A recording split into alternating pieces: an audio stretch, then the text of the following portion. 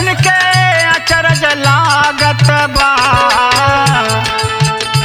अरे पावे न था कोई तोहरे बिना नाथ, पावे न था कोई तोहरे बिना नाथ, क्यों तोहके देख गुना गावत बा।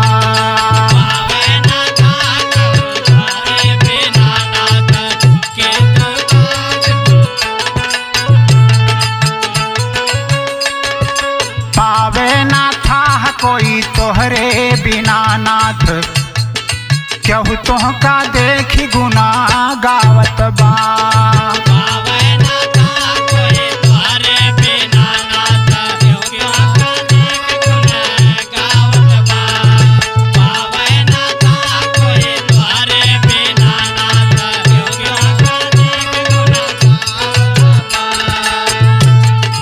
निर्गुण निर्गुण सुरतिया छुपावला तू आपन, निर्गुण सुरतिया छुपावला तू आपन, सरगुण ही पर्दे पे आवत बा।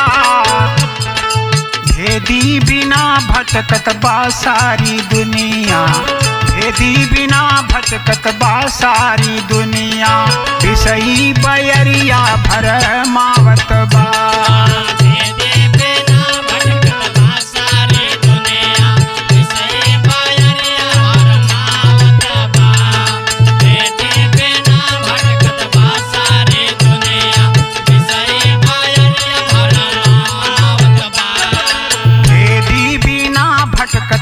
सारी दुनिया विषयी बयरिया भर मावत बा।